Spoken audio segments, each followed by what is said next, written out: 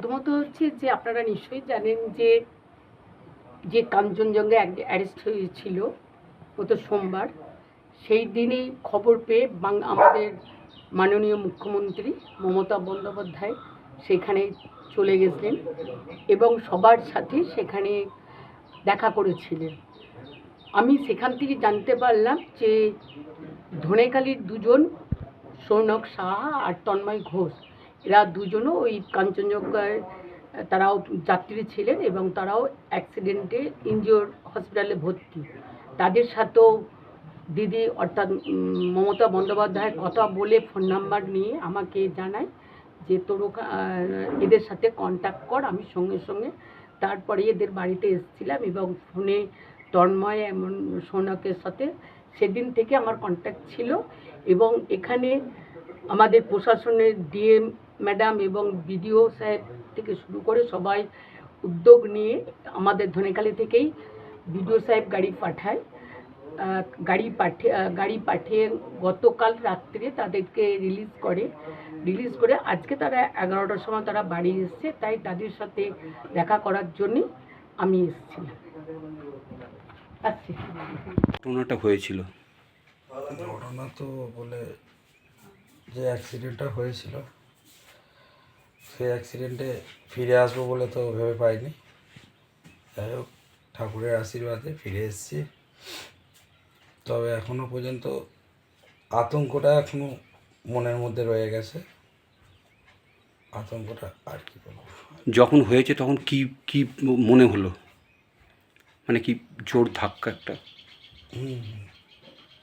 একটা বিরাট একটা শব্দ হয়, আওয়াজ হয়, তারপরেই চোখের সামনে ক্যামেরা যেমন পাল্টি হয় এদিক ওদিক, ঠিক ওরমই হয়েছিল। তারপর থেকে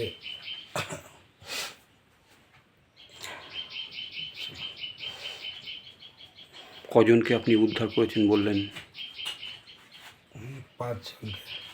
তাদের কি উদ্ধার করে বাইরে বার করেছিলেন?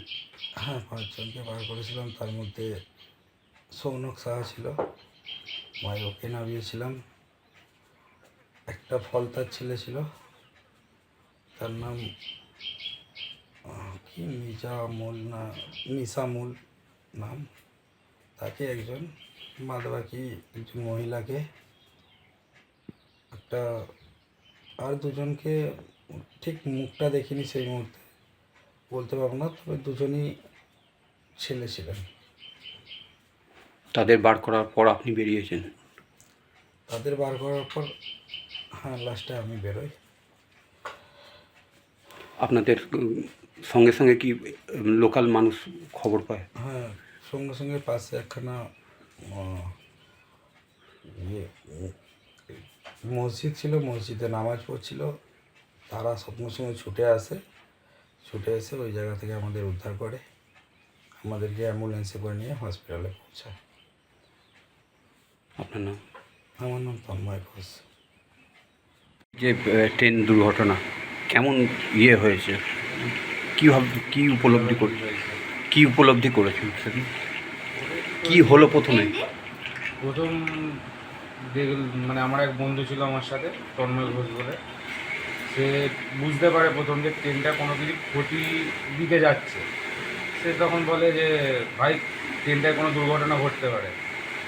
দিয়ে আমাকে তখন সে সচেতন করে দেয়। দিয়ে তারপরে একটা আওয়াজ হয়, মানে ট্রেনটা একটা ঝাঁকুনি দিয়ে ওঠে। দিয়ে আমরা মনে করি যে ট্রেনটা চালু হয়ে গেছে আবার, তাহলে কোনো অসুবিধা নেই। দিয়ে কিছুটা যাওয়ার পর আবার ট্রেনটা দেখা যায় ট্র্যাক থেকে নেমে যাওয়ার পর আর একটা ধাক্কায় দিয়ে আমাদের মানে যে বগিটা ছিল সেইটায় আঘাত হয়। সেটার ফলে আমাদের ক্ষতিটা বেশি। যখন ঘটনাটা ঘটে তখন আপনি বুঝতে পেরেছেন যে অ্যাক্সিডেন্ট হলো? তখন একটুখানি বুঝতে পেরেছি বলতে, আমরা যে বুঝতে পারলাম যে ধাক্কাটা হয়েছে আমাদের, তো আমাদের গায়ে যে প্রেশারটা পড়েছে তখন আমাদের চোখ মুখ মানে আমরা সব বন্ধ করে নিই, মনে করেছি আমরা মানে বাঁচবো না, এরকম একটা আমরা ধারণা করে নিই। কিন্তু তারপরে যখন চোখ খুলি দেখি ট্রেনটা যে বগিটা সেটা ভেঙে গেছে, ভেঙে যাওয়ার কারণে আমরা বেরিয়েছি সেখানে।